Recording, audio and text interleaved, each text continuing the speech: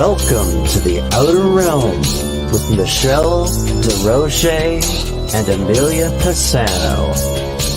Airing live on the United Public Radio Network, 105.3 FM in New Orleans.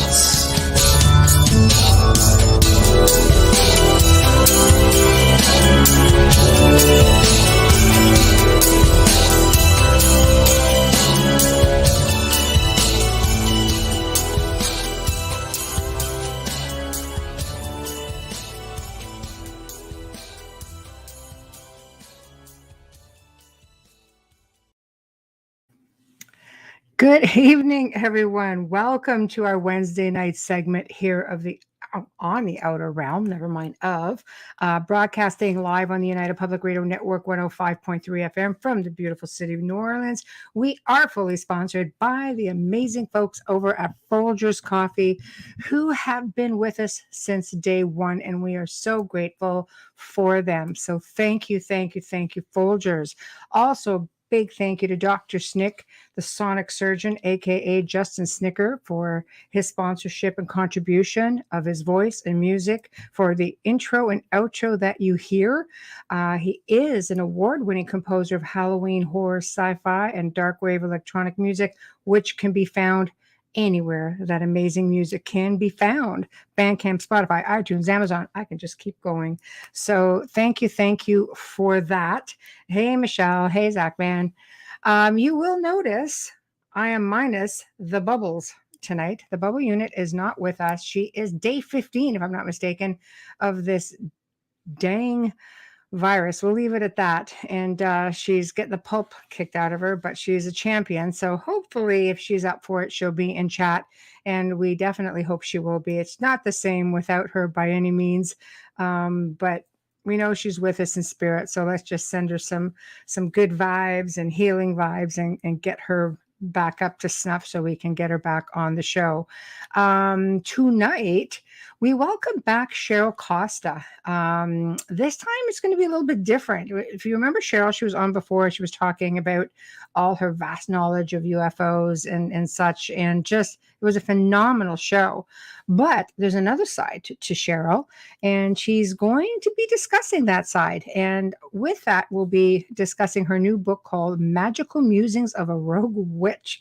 Thing is getting rave reviews. So hopefully, you guys will all tune in and love it. And yes, I hope Amelia feels better soon too. Absolutely. I spoke with her today and she's definitely getting there, but it's a slow process for her. But I'm hoping again she'll be in chat because we both had so much fun with Cheryl, and this is definitely, we've sort of perused over the book and it's just like really amazing. Like it's definitely going to be a lot of information coming forward with that. You notice we are again on our usual 8 streams. If you want to partake in any of the chats, I can see everything here on the soundboard. We are on YouTube, UFO Paranormal. We are on Moi, the Outer Realm. We are on UFO Gods and Extraterrestrials. On Facebook, Outer Realm with Amelia and myself. Canada's Most Haunted with myself. News on the flip side, UFO Paranormal, United Public Radio. And Joe Montaldo, UFO Undercover. Everybody's chiming in. God, I can't speak tonight. What is wrong with me? I think I'm having sympathy veins for bubbles. So anyway, hey, Adriana. Hey, Chris. So it's going to be a lot of fun if I can actually use my words and speak properly. I think we'll be all right. So let me just quickly get over to Cheryl's, I guess, bio for this topic. So Cheryl Lady Tashi was raised Roman Catholic, became a solitary witch in 1978 while in the Navy. Later, she was initiated into Alexsanderian Wicca, and over the years was cross-initiated into a handful of small eclectic traditions. She has taught basic witchcraft to several hundred students over 40 years. Gosh. From 1991 to 93, she produced 70 episodes of the first publicly televised cable series by witches about witches. The program drew domestic and international media attention. In midlife, she took a sabbatical and became a Buddhist monastic for 7 years. My gosh, this woman, she's amazing, and holds numerous ordinations. Mundanely, she's a retired IT systems engineer from the aerospace industry, because that's mundane. In retirement, she is an author, freelance journalist, and podcast host. As a retired Pastoral Priestess Lady Tashi will be a regular mentor to all the students of the mystical arts. Yeah, just mundane too. Hey, Trish. No, she's just like bloody awesome. So we're just gonna wait for her to pop on here. She's just amazing. I know we had so much fun with her and just perusing over this book. Amelia and I went over it today over the phone through the hacking sessions. So she did really good, but it's just so versed, and in layman's terms, I mean, anybody can look at this and go, wow, this is just amazing. So Cheryl really made a point of writing things in a way that people can understand it, get the gist of it without feeling like they're lost in translation, so to speak. So I think you guys are really, really going to enjoy this. Besides, she's just so darn much fun. We really had a good time with her the last time. So I am hoping she gets here soon. Oh, hello, Doreen. Everybody in chat is filling up. So hopefully, come on, Bubbles. You can do it. All you got to do is type. As long as she's not sleeping and medicated, hopefully she'll come on and join us. So we don't tackle a lot of subjects on witchcraft and magic, just because it's not really come up a whole lot. Amazingly, we get approached by people from all walks of life. We have had guests on, Utu, which Dr. Utu has been on a few times, and he's talked about that. And then we've had Kat Thagard, who's been on with him. Few people here and there, but we do have, I know next week we're going to be talking about magic again on Wednesday night, as Jim Girard will be back on. And he was also like super interesting. So all of a sudden, it's coming up, and it's not that, we don't welcome it. We do. We welcome things from all walks of life. And I have to say, I recently did a radio show with a friend of mine who I really adore. And he's just got he's got a hit radio show as well. It does very, very well. They actually tour with the podcast. And they are let's just say they're very unusual group of listeners. And I won't say unusual in a bad way, but their belief system is very staunch. And it was interesting because people kept seeing my red hair and asking if I was a witch. So it's like, what does my red hair have to do with being a witch? But I took it gracefully, and I just said, no, I'm not a witch. And they're like, and your skin is so pale, not a vampire either.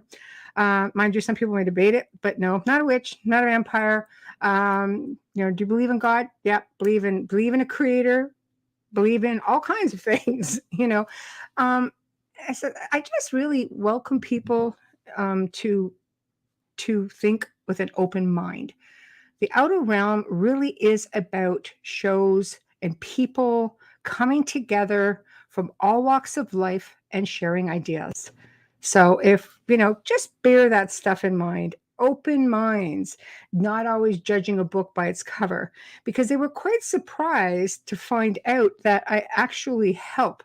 And through the last 2 decades, I've helped thousands of people, with attachments and just with educating them on the whatnots and what to do, what not to do. When you fall into that situation, investigations, things like that. Hi, Kathy.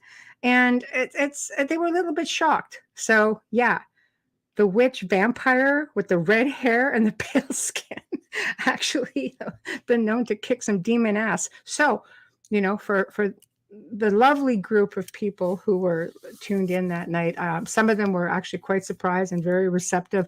Others are kind of like, we're still not too sure about you, but it was a lot of fun. So with that being said, keep an open mind, people, because I bring in all kinds of folks from all over the world who talk about some things that might leave you scratching your head thinking, come on. And I'm saying this because I've got a few coming up in the next few weeks. And it's going to be very important keep an open mind. We don't know everything. We are a grain of salt on a very, very big beach. And I think if we looked at ourselves that way, we would start to see things as being universally challenging, for sure. Possible? Yeah, I think anything is possible. So there we go. See, Tamara's got it right. It stretches the gray matter. Yes, it does. And right now, my gray matter is having some issues. So, Zach, I remember seeing those kind of comments when a certain flat earther was on your show. Keep an open mind. Never mind. I have to tell you, that flat earth guy got more hits on YouTube, no matter where he was posted. And I can't even tell you how well the archives did. And that was another example, because the chat room that night had more people than we've ever had, and we did a fairly decent amount of people. And as soon as they realized that we weren't attacking him, oh my gosh! Like at first they're like, "Oh, a couple of witchy women and stuff like this." I'm like, "Oh, here we go again," right? Honestly, though, when he realized, or they realized, that we really were respectful and quite curious about all of this. I mean, we are learners as well. When these guests come on, we're learning like everybody else. I've heard of the flat earth theory, but I've never heard anything to substantiate why it could be a possibility.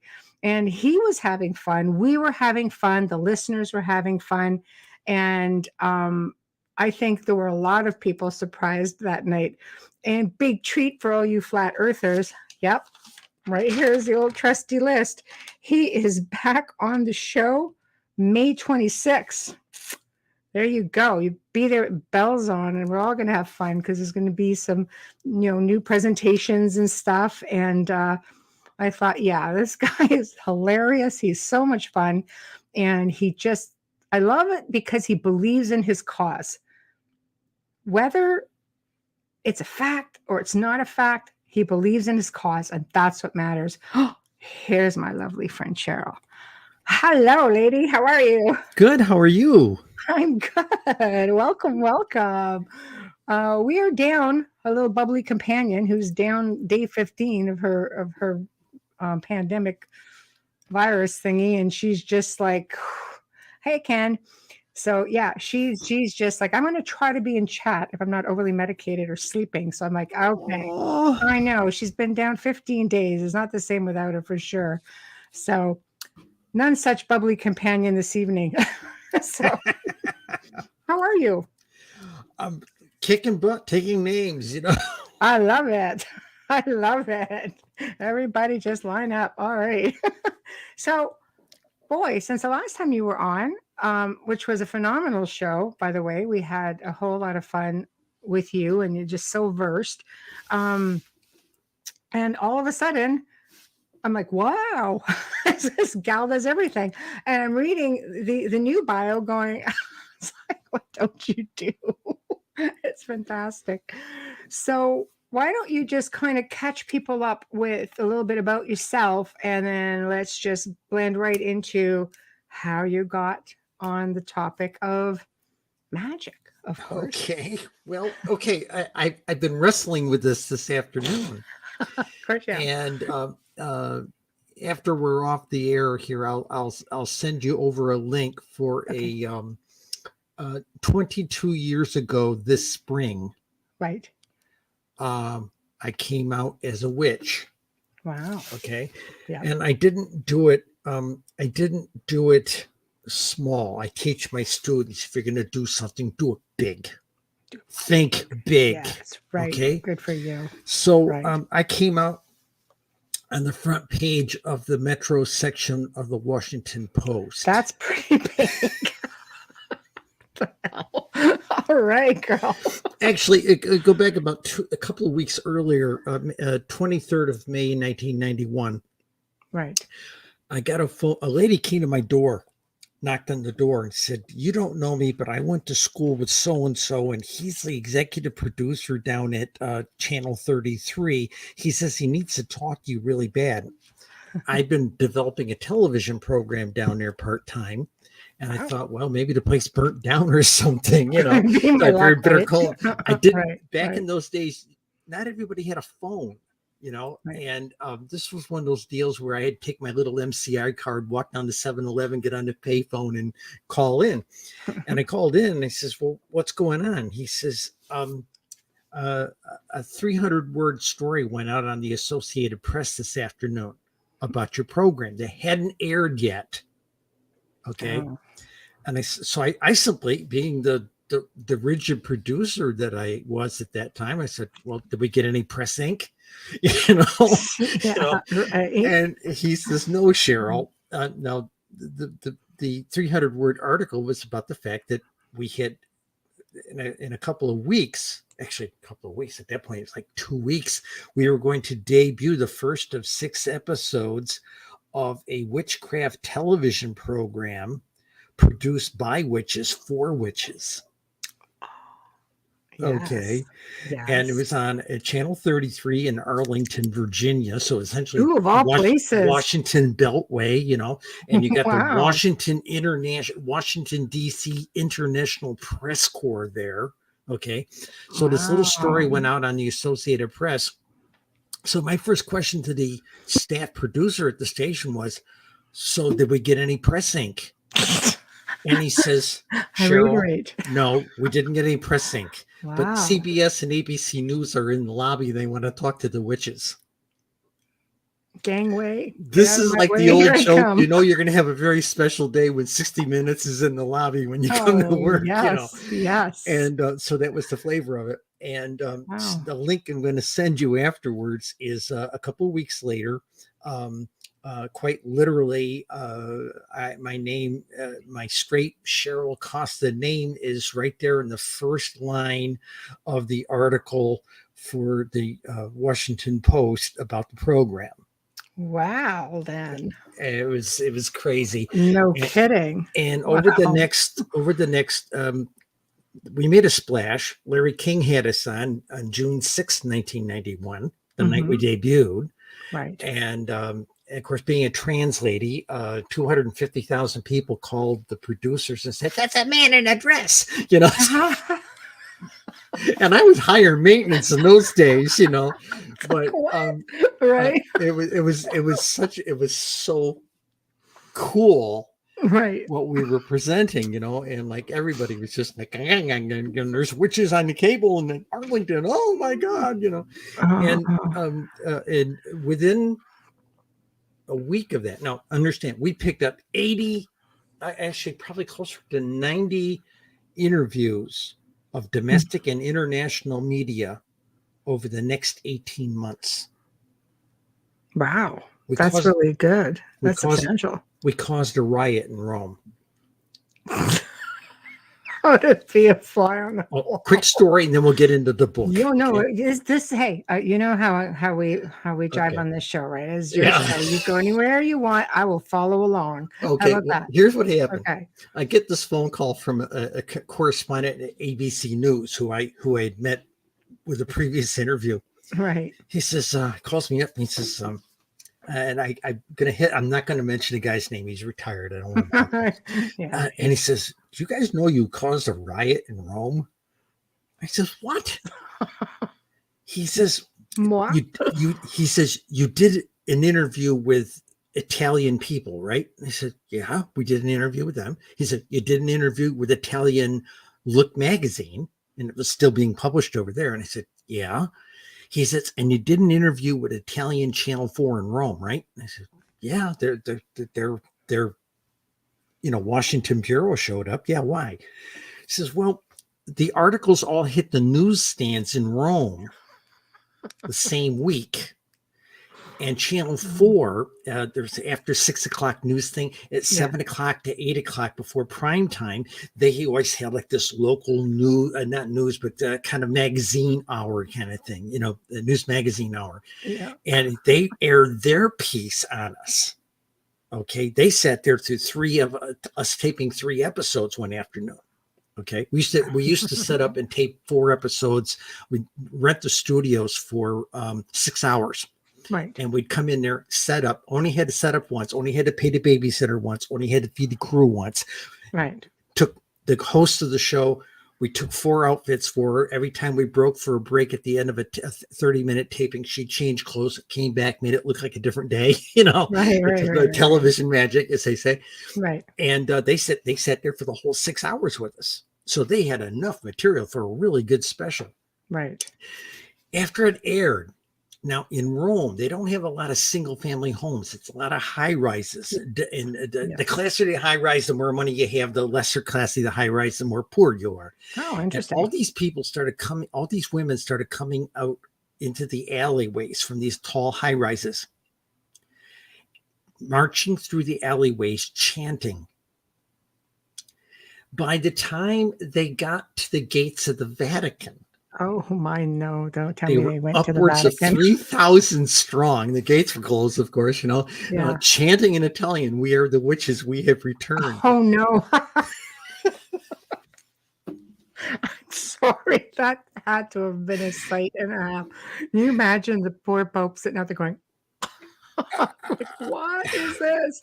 Wow!" After the story after the Washington Post story and us appearing on Larry King, we were both being followed around by 4 different law enforcement agencies Oh no! because it was unheard of to have witches out of the closet talking about this stuff openly, and not just like Oh, decrepit yeah, people. yeah. People always painted the story, oh, they're on the fringes of society kind of people. Here I was a computer programmer for IBM, that kind of thing, Oh, I And know. That's what I was this, saying, Zach, man. Causing a riot in Rome, that had to be one heck of a day for the Pope. yeah. Yeah. I blew our socks away. Me and the host were going, oh my God. And this was a $50 a week cable access program. Oh my word. Oh So, my word. so Yeah, that's good. that was how I came out. Okay, it was this Yeah, you idea don't that really I do couldn't, anything small, do you? No. well, if Yeah, I you're going know. to do it big, and Apparently. there were a couple of reasons for it. I had a high security clearance, and I Right. had to put myself in a position where I could not be blackmailed. Ah, okay. So by coming out in such a big way, Right. there was no way they could the people who control clearances couldn't look at me and say, well, we think you can be blackmailed. Okay. Right. And Right. I'd already learned that line a couple of years before. Amelia's in the house. Hello, Hey, Bubbles. there she is. She is. I'd already learned Right. that thing a couple of years before. In 1997, Mm-hmm. I was in the middle of my transition. Right. Okay. And I was very, very, let's just say this way, I still kind of dressed in that white shirt and tie, but I had 2 pierced earrings. My brows had gotten pretty thin and I had permed hair, Right. Right. So the guy for the defense investigative agency, well, we think you can be blackmailed. We're going to turn your clearance off. Oh no. I said, what if I could fix that? He said, oh, we can't see how you could fix that. I said, because your people, everybody in your shop, nobody knows, here at work, the type of thing. Yeah, your neighbors all think you're like in a Disney movie, you dance with squirrels in the yard type of thing. But, but he says, honest to God, that's a quote.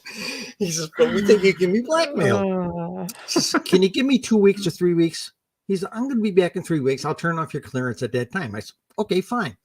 So, he comes back 3 weeks later and I says, I think I fixed it. Threw a VHS tape on the test. I'm the blonde on Phil Donahue. I'm the redhead on Gary Collins.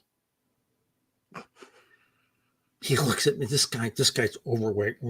Jaw drops down his chest. He says, you came out on national television? I said, yeah, I can't be blackmailed anymore. And I made copies of those shows. The same what you got. I made VHS copies and I gave them to all the guys in the shop and they took them home and watched them with their wives. I can't be blackmailed. Oh my God. So this was the pattern. It worked so well there. Take it on the road, and we're going to come. See, I'd been practicing as a witch since about 76 when I was in the Navy.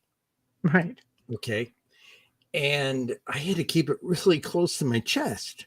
Yeah. Okay, and that was very touchy. But between the clearance side of it and all, God only knows you're out there on a ship. You've got chief petty officers or hellfire and brimstone Bible thumpers, and you could hear them not talk kindly about such things. Okay. Oh, absolutely not. And the reading material we had in those days was Gardner. This is 76, 77, 78. 79 time frame with Gardner, Alexander's kind of stuff. That was about all that was out there at the time.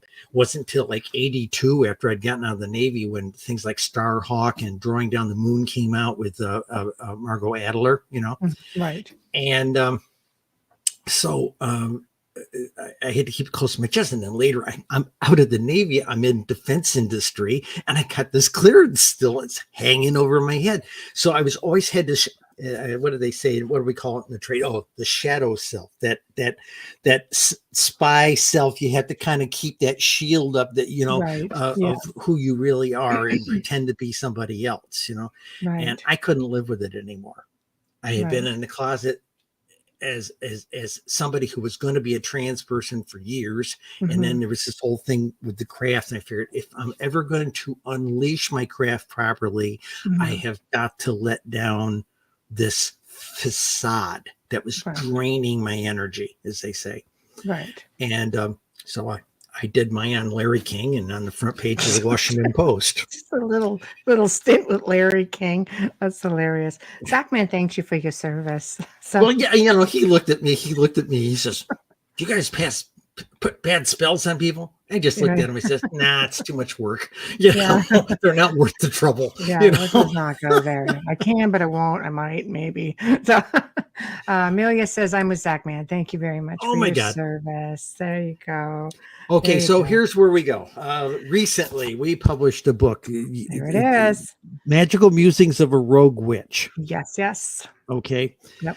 And what we did there with that, the whole deal was, in the lineage I was initiated in, there was this expectation that if you've had a lifetime in magic, Bubbles sooner or later, pardon me? Bubbles has a book. Amelia. Sorry. Well, we all call her Bubbles. So if we hear that throughout the show, that means Amelia. That's her. Okay. Cool. Okay. Sorry. Go ahead. So this flavor was that when you retire, you should write your book of life in magic. Right. Some people write the proverbial, excuse the expression, Betty Crocker book of spells, that kind of thing. Right. Some people write a management book, how to manage gaggles, circles, covens, clans, that kind of stuff. Right. There other people have written the story of their coven, maybe over 40 or 50 years, and others have gone out and just written a memoir of their life. And I retired in December of as a pastoral priestess. I retired in December of 2001. And I looked at this and I said, what am I going to do for this? Now, I attempted to start writing something like this a number of years before, about 8 years before. I showed the manuscript to my adult daughter, a magical adept in her own right. And of course, she trained with someone else because mom's stupid. Always the way. Okay, always the way. You can't teach them anything. Right. And she read it and she looked at the first manuscript and of my attempt to do this, and she said, "I think you're handing out loaded shotguns to third graders." Wow, you made it too simple. I was just saying that this is so much even a layman can understand it. Well, okay, this is the second try. I took that one out. I let it sit on the shelf for a couple of months, went out, read it again, and I said, all right. I took it out in the backyard, put it on the grill, poured lighter fluid over it, and burned the manuscript.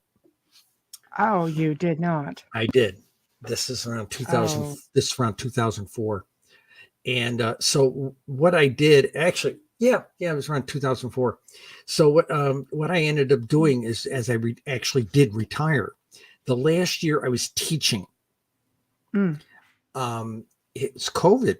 We were all locked down. Right. And I picked up 44 students. We had nothing. None of us had anything better to do but watch streaming TV and drink, right? So that's a bad combination, though, the drinking and the spell casting. Could be interesting, mind you. But most classes, you teach a class, and for those who don't know this about when you teach, you start out with 40 or 50 students, and you're lucky to finish with 4 or 5. Hmm. Some people leave and say, "Oh, I didn't know studying magic was like taking like a very heavy college course," and it was a lot of reading, it was a lot of writing. Mhm. And they didn't know this, or they said, "Oh, I no, this isn't where I'm going. I think I want to go over here with the Norse guys or shamanism or something like that." Okay, fine, great. It was a good place to find yourself, Right. And Right. after about 5 to 6 months, you've weeded out all the I don't want to call them the wannabes, but the people who didn't know what they were getting into. Mhm. Okay, Right. and so, but because we were locked down, this is the first time I ever had to teach a virtual class. Mhm. So it started. I had a private page on Facebook, and of course, I got introduced to Zoom about that time. Right. Okay, we had Mhm. Skype and Zoom available to us, so I was doing these classes virtually. I was writing these essays. Of course, I had been a columnist for Wicca magazine for a couple of years, so I already had a style for how I would explain magical things. Mhm. So I had this whole collection of articles I had written, and then all these essays I wrote for the class, teaching that first year and a day kind of stuff. Okay. Mhm. And I came from the school. I was taught spell casting right off the bat, like most people, a little bit of God and goddess stuff, and then, Mhm. start learning spell casting. Right. And 20 years into it, 44 years, I said, this is ass backwards. We should be learning divining up front. Most people don't even bother. Oh, I don't monkey with that stuff. We should be doing divining up front, because the whole issue of being able to do magic is thought in the form. And the only way you can do this thought in the form stuff is you have to talk to the younger self, your connection to the great consciousness. And if you don't establish a good nonverbal charades relationship with your younger self to communicate nonverbal information to the younger self, you aren't going to be able to do it. Mhm. Okay. Right. You Right. can light all the candles you want, charge all the crystals you want, burn all the incense you want, burn all the little notes or put all the little notes in bottles with herbs. But if you can't visualize it, you're not going to manifest it. Right. So Right. I wrote this in a style, basically, and I said the style. In fact, I've gotten a lot of mail on this style. I wanted you to feel like you were in the room with me. Mhm. And a lot of people who read it dropped me emails, says, "My God, Cheryl, this is like sitting in a cafe with you." Got great reviews. Absolutely. Yeah. So You know. I thought they'd all hate it. All these people who put this blurbs on the No. back, I thought they were going Wow. to absolutely hate Wow. this. No, absolutely. Yeah, just saying hi to everybody chiming in. We Yes. see Hi, you all. everybody. Hello. Yeah. Enjoy. Um, yeah, I do So agree with Camara. ask questions. Intention. Ask questions, please. Feel free. Yeah, well, intention, right? And it's about intention, which a lot of people don't realize. Otherwise, you're just going through the motions. Yeah. So for you, that was your starting point, and from there. Oh, hold on. Okay, we're talking about witchcraft tonight. So I'm going to let Cheryl continue on, please. Okay. Yeah. Especially if you thought I was going to do something about UFOs. Now, I didn't come out of the Nope. closet on UFOs Right. until 2013 when I started writing a Right. newspaper column about it. Right. That's when I came out on that topic matter. That was like the last of the big come out of the closet things for me, because I'd been reading stuff about UFOs since I was 12. Right. Okay. Not that I was a fanatic about it. I didn't have little models of it, didn't have pictures posted all over my room, but anytime I had something come across my desk, or my mother had something, or we saw something in the library, I read it, Right. Um, Right. so part of being a witch, from my view, is coming to grips and facing that secret identity, shadow self, that you put, that little mask you put on in front of everybody else, and say, "I'm just a normal person here in the suburbs like you are." Right. You Right. know, It's like, okay.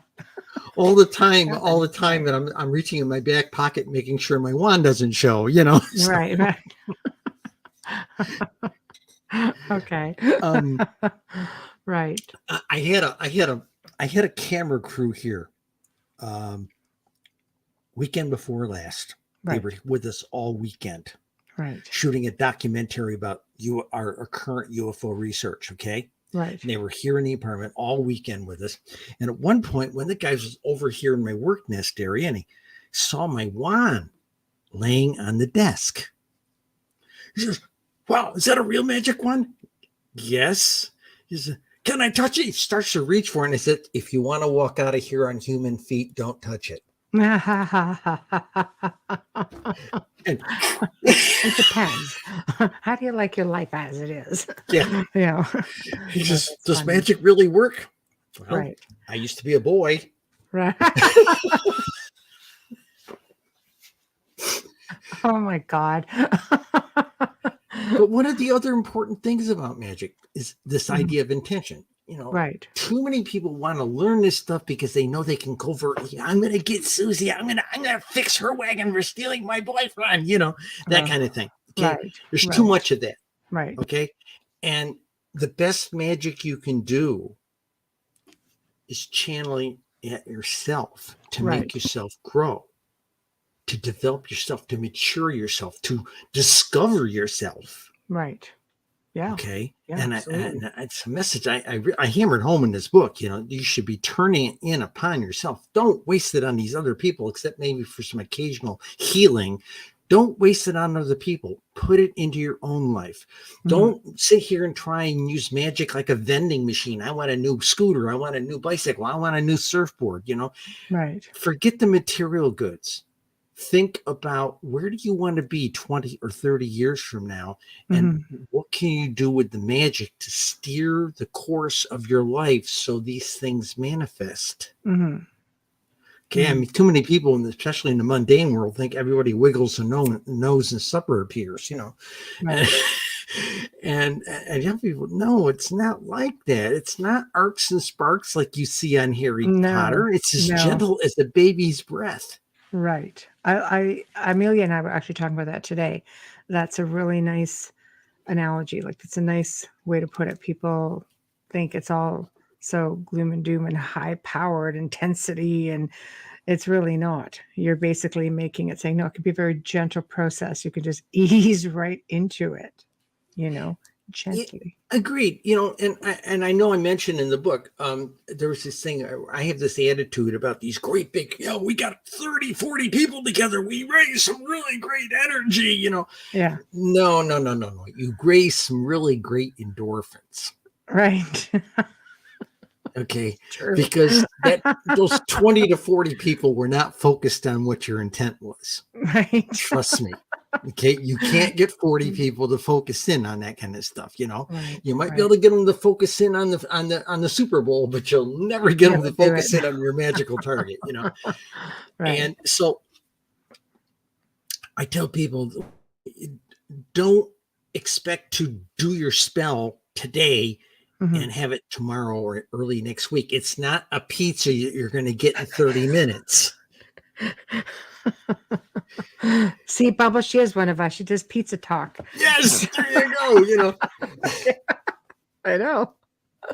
Always with the pizza talk, Bubbles. Nothing like a nice big pepperoni pizza with a little bit of sausage on top and some pepper, some fresh peppers. Yeah. That type of thing. And if you're really, really exotic, Right. shrimp. I don't know how exotic I feel with that, but the shrimp. Have my pizza shrimp. That'd be me. Seafood pizzas are very interesting. They really are. Bubbles. Oh my God, I love you, Amelia. Yeah. I know. Right there. Magic is like the ripples of a pond. It's a process to change energy. Absolutely. It is. And exactly.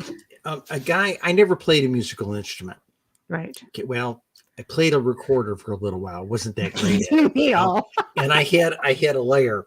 Okay. And I got so I could play Amazing Grace on it, Right. And but the thing is, a guy friend of mine who played a tuba. Right. He taught me this lesson. He was a witch too. And he said, right. playing this tuba is about getting air to move. Right. Okay. And magic is about getting energies to move. Mhm. Okay, Right. the energy you're already you don't have to churn it up from yourself. You're walking through an ocean of it on a day-to-day basis. Right. The That's great true. consciousness is all around all of us, everywhere, every when, every being, everywhere, every when. And all you have to do is get that younger self to kind of connect and manifest a non-verbal thing into the mind stream. And baby, maybe provided temporal relationships and karmic relationships are in sync, things will happen. Right. Maybe. Okay. Yeah. A lot of people in the craft community, I don't believe in karma. Believe me, it believes in you. Yeah, see, that's a good thing that you actually talked about that, because I don't think people understand that when you're working with energy and you're directing energy elsewhere, and based on intention, somebody needs a good, I'm going to give you a shot. Chances are, energy wise, I'm going to give it to you, but I am taking on potential karma, getting a shot of my own, right? It Yeah. can. You do take it on. It's a chance that you take. Yes, there is a burden, Yeah. and a lot of people try to think it's like a pass from the teacher. Okay, you're going to get free demerits. You did such and such. It doesn't work that way. It's more like, think about that chain wrapped around Ebenezer Scrooge. It was twice as long last Christmas, that kind of thing, Just dragging it longer. Exactly. Heavier. Yeah. It is a build-up thing. It Mhm. might not bite you tomorrow, but I've seen people do some really nasty stuff over the years, and then they wonder how come their mother came down with cancer, and their two oldest kids got killed in a head-on collision. Mhm. Suddenly out of Right. nowhere. Right. It's not all chance. There's currents. Repercussions. There's currents. There's repercussions and currents in Right. doing this stuff. And like I said, I teach my students the last 20 years, one, learn how to meditate. One of the ways we taught them to meditate was to make bread. Wow. Okay. Because if you didn't pay attention to what you were doing with the bread, with single point of mind view, okay, the bread came out crappy. Mhm. Or came out really bad. Okay. That's true. Or Yeah, worse, intention. Love the bread. Okay, Mold the but bread. love the dough. Play with the dough. Be at one with the Really, dough. I make bread. Lots of it. Very good bread too. Same here. Yeah. Meditate, Bubbles. Do it while you're making your bread. What we had a class, 2002 to 2005. I taught a class. Okay, Right. and a whole bunch of high schoolers and early college kids signed up. Right. Okay.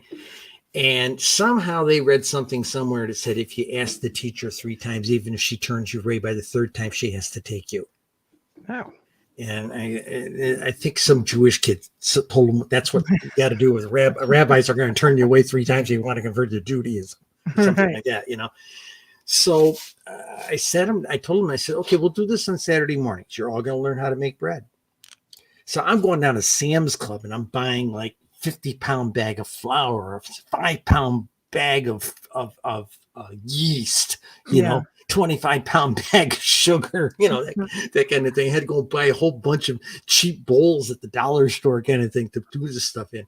Right. And they would come over about 8 o'clock on Saturday morning. They all go right to work. No chattering across the table. They'd be sitting around this big kitchen table and they'd all be mixing up their stuff. And the idea was to be quiet with the dough, working it, kneading it, and things like this. And then we'd get ready for class about 8:30, 8:45. We'd lay a wet towel over each of the bowls, let the bread do its first rise. We'd go in and do it like a 45-minute to an hour's lecture. And we'd come back out, beat the bread down some more, all this, put it in another warm, wet towel on top of it, go back in, have another deep class. And then we'd come out and load them in these bread tins, okay, to let them rise, and then go back in, do another lecture, Right. So by the time we got done, about 12:30, 1 o'clock in the afternoon, in most cases, we had these golden loaves of bread coming out Right. as we were finishing a morning's worth of teachings. Mm-hmm. And it worked very well. Now, some families thought, well, this witchcraft can't be so bad. Hell, you're making really bread, and it's tasty too, That's right. We get fed. But once we taught the bread making, and I used to have 10% of the people, you get a bunch of people there and say, your first spell is going to be how to make a little loaf of white bread. That's not real magic. And 10% of the people who came to the initial first night class anybody can come to stomp out. Okay. And you lose another 5% that went home, tried it, and said, oh, this is too messy. This isn't real magic. And it's nothing I've read about in all these other books. I'm not going to do this anymore. So you lose about 15% of the class in the first week and a half or so. Right. First night to the first week and a half. And then there's the people who won't. They did it wrong. The loaf looks like hell, Right. and it's tilted up or didn't rise, something in that they're afraid to come in and face it. Well, if you aren't willing to suck it up and say, what did I do wrong? Right. You're never going to do magic. Right. It's a constant honing. It's kind of like learning to play a musical instrument. You don't sit down and play like Liberace. No, you've got to get the technique right, and you've got to. That's what Amelia says. Bread is magic. Bread is magic. And then as we got further along, once everybody actually learned how to perfect a loaf. Yeah. Because we'd always have everybody sooner or later would have a misfire. We all do. Okay. But I still do, and I've been doing it 40 years, but generally, if you're making loaf of bread, we had a coven in the 90s. Okay. Very loose coven. There's only about 8 of us. And they would come up to my house on my apartment on Saturday morning. We'd mix all the dry goods, but the dry goods, the flours, the yeast, the sugars, all that kind of stuff in together. We'd have these big bowls, big wooden spoons, and we'd go into the front room after we got them all in the bowl, put on a belly dancing CD, and sit out there and stir this stuff with the belly dancing. Right. Those loaves of bread, whoa, they were fantastic. Yeah. Right. And so the bottom line was, after we got it, they got it so they can master the bread. Right. I explained to them that sooner or later down the road, you might want to work with tinctures or essential oils, right? Or you might want to work with certain kinds of potions. Okay. Your measurements and what you use to do these things has to be exact. Right. Okay. And this was the lesson of this stuff. There would be people who took that first night thing of white bread and they'd go to the store and they would not buy the flour I told them to buy. They would not buy the yeast I told them to buy. They wouldn't buy an oven thermometer. They wouldn't buy a little kitchen thermometer to test the water, that you're making sure the water's not too hot or too cold for the yeast. It was too hard for them. Too many steps. Too many sounds steps. Like. Exactly. It wasn't easy enough because it was too many steps to try to remember, try to master. Or they come home from work. It sounds like to me. And not do it the night before. They'd come home from work the day of the thing and throw it in the oven. The oven's not at temperature. Yeah, they were not liking that too much. No. But once we taught them how to get a good golden loaf out of it, then we started let's look at the elements of the bread itself, what we're building, and say, these represent water, earth, air, fire. The yeast is fire, So here now we can make an offering with this thing, and if we're thinking and are targeting our nonverbal thinking about a spell we're trying to work, the actual manifesting of the bread is a physical example of how well we did. Right. No, I completely agree with you on that. Like Kathy says, many students want instant gratification, and you're not going to get that first time around. It's just, if it's too hard, like they don't want to try. But if it's too easy, you haven't earned it. That too. Yeah. Like I said, that last class, we started out with 45. We initiated 4. Wow. I've had over 300 students, and I have initiated about 30 in 40 years. Wow, really? Yeah. Wow, those are really low numbers considering how many I'm a students you tough started with. teacher. I'm a tough teacher. You got to Yeah, really, you've got to want to do this. It's got to be burning inside you to do this. right, And I tell them right up front, this is not about dancing around in robes. It's not about burning right, incense, right. lighting candles, and charging crystals. I said, you won't find any of that on my magical altar or my shelf. And oh, No. by the way, I used to be a volunteer fire person. I don't Mm. want to see 90 candles on your altar. That is No, a no. fire hazard. Yeah. No, as Zachman says, something may have a lot of steps, but in order to achieve success and the goal one is aiming for, all steps need to be completed. And I'm just going to read off some comments so we don't lose them all. They don't have dedication to get a good base to move forward. I agree. Ba, ba, ba, ba, ba. Depends on. Somebody asked me a couple of days ago. I was in a conversation with someone, and they said, who did you end up initiating? I said, the best of the best, or the people with the most stamina. Right. I was one of those people back when I was in a particular coven environment after I got out of being a solitary, so to speak. Right. There was this group called the Thursday Irregulars. Okay. Mm-hmm. And we met on Thursdays, and we had couples. I had a spouse at that time, Mm-hmm. and this is in my male persona. Mm-hmm. And we all broke up with other people in the group. There was about 8 of us. Okay. Mm-hmm. And so my spouse went out for this other guy, for a priest, and all this. They broke it up. And me and this other lady, we'll call her Moonbow. And 2 of us got together. So it was 2. Well, she figured me out very quickly. It was essentially 2 women doing a circle. Right, But right. but I was very closeted at that time. Right. And the funny thing was, everybody else would get up there and do these grand ceremonies and do all this stuff with a degree of precision. It was a Broadway show, for God's sakes. Right.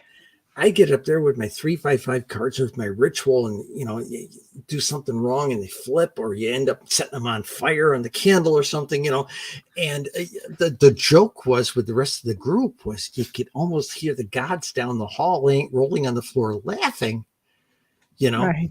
Right. and so when our advisors were talking to everybody, and said, well, you can't initiate Costa and Moonbow. You can't. Why? They're the biggest screw ups. Right. That's where that line, you can almost hear the gods on the floor laughing their ass off, And so they initiated everybody but the 2 of us. Wow. But 3 weeks later, all the elders from the clan invited us to something, the 2 of us to something, and they initiated us. And we said, why are you doing this? Yeah. Said, we're the screw up. Everybody Wow. laughs at what we do. And he said, yeah. sometimes the gods like sacred clowns. There we go. Well, here we are 44 years later, and we're the only 2 that are still in the craft. Wow. That is interesting. Good for you guys. Directions, things like this. Like a fly by night sort of thing. Yeah. I just want to make mention of Marcus's comment. We are used to serial witches and demons. We believe ghosts are real. It is film on white paper, really, real world, non-existent work.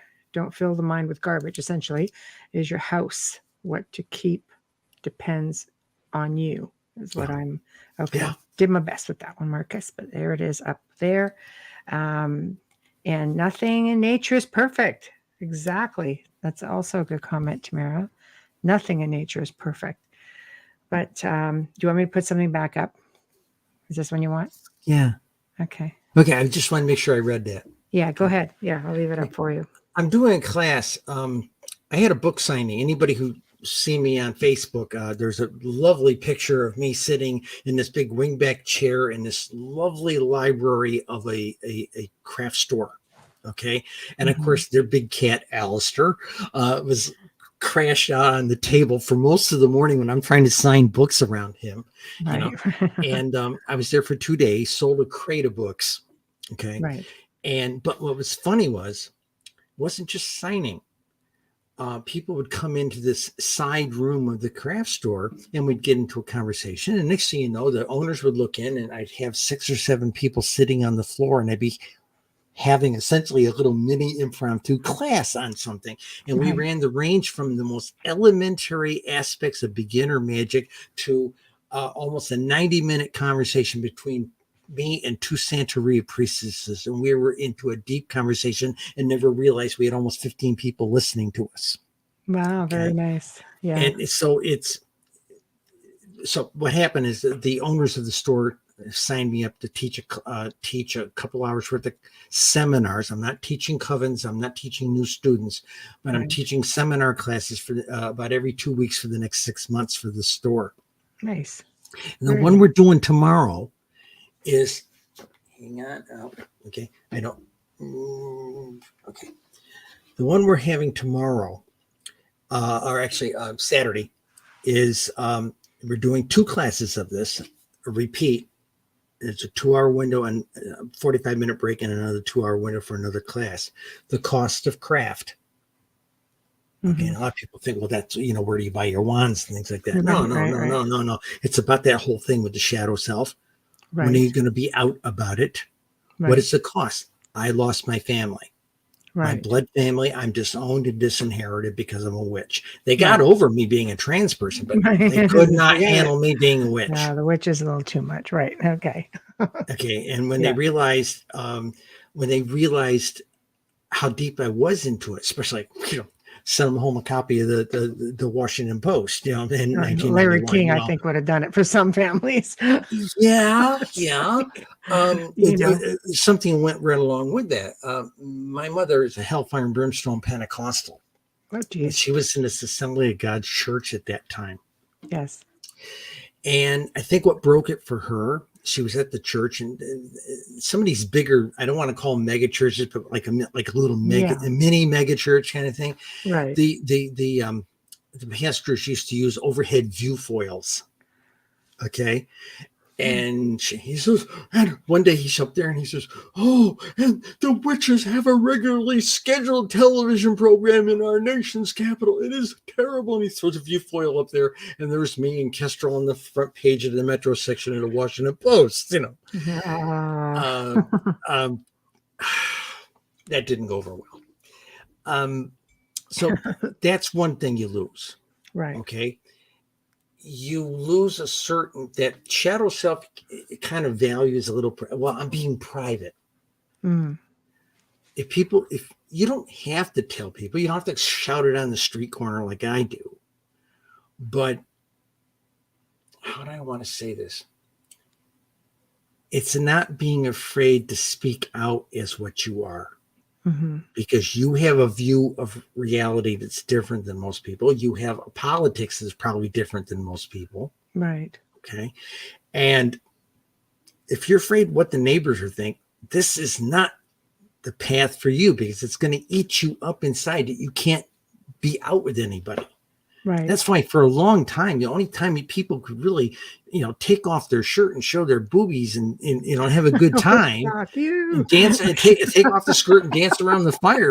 We're at these summer festivals out in the middle of nowhere. It's everybody expressing themselves freely, right? And that's witches. That'll do it.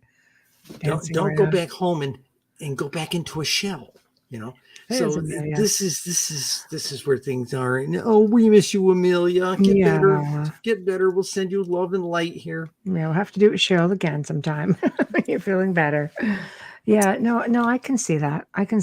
Absolutely. So do you feel like for some, it's sort of a fad, a movement, yes, as opposed to the fact that it's actually a lifestyle for the serious? Yeah, it is. Right. I teach in the book Art, Science, and Lifestyle. Right. Okay. It is definitely an art.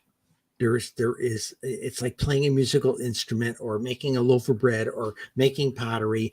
There's skill involved. There's finesse involved. There is experience involved. Okay. The science now. A lot of people will argue with you. Oh, it can't be science. It's all that foofy stuff. Yeah, but they did a poll a long time ago. Janet Farrar wrote this in one of her books. That 70% of the people she interviewed in the craft at some festival worked in the technical sciences and the scientific field. So you guys all just overworked and decided it'd be fun to run naked in the woods? What is it? Why do you think it if is? this stuff didn't work, if the magic wasn't real, they wouldn't Right. still be in it. Got it. Right. Okay. And what did I call it in this book?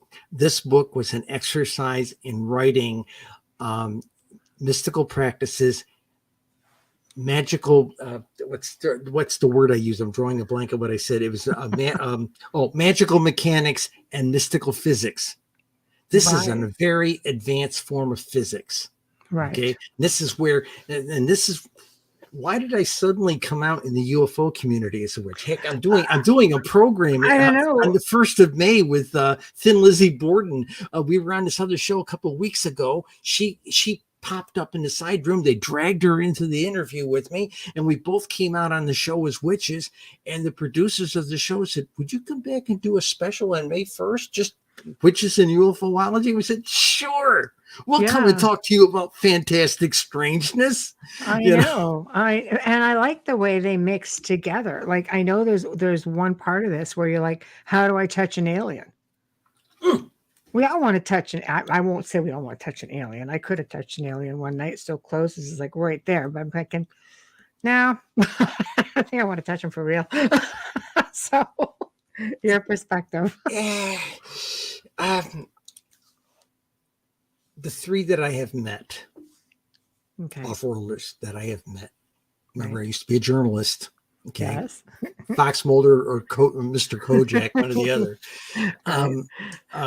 The ones that I have met, I'll give you an example. If you were to Google something like reptilian aliens, you always find this artwork of these guys, muscles, and they look like they need a case of prune juice in the worst way. That kind of thing. But the people I've interviewed that have a tight friendship and relationship with somebody who is a reptilian race. Okay, see, I'd be interested in learning more about that, because you look at them and they just look like they want to eat you and not in a pleasant way. They're gentle, soft-spoken, and enlightened. Come on. Really. See, even Dolly, who has experience with many ETs, is going, wow. Right, Dolly? I know. And I don't think I've ever they have a very interesting sense of humor, and the sense of humor, it's not come across too many nice reptilians. See, even Bubbles is on. We're all going seriously? What? Wow. Is this one of those judging a book by its cover thing? Yes. Oh, it is. Okay. Oh, think about this a minute, man. There was a snake in the Garden of Eden. Oh my goodness, That means no, it was a lizard. It was a dragon. And what did the dragon say to Eve? You're better than this. Yeah. You're better than this. He isn't in charge. You're smarter than he is. You're more mature than he is. And what was that? Do you know what the apple really was? They've only discovered this last couple of years. It's knowledge, isn't it? Like the serpent represents knowledge. That's the intellectual side of it. Thank you. They've been digging this place over in Turkey called Göbekli Tepe. Yes. Okay. Yeah. They discovered that this was I don't want to call it the Garden of Eden, but think of it like the beer hall version of it, right? Of Eden. Okay. Yeah. And they found pits. They couldn't explain these pits, and they dug into them, and they got samples out, and they found beer yeast, and they were brewing beer. The women were brewing beer. Okay.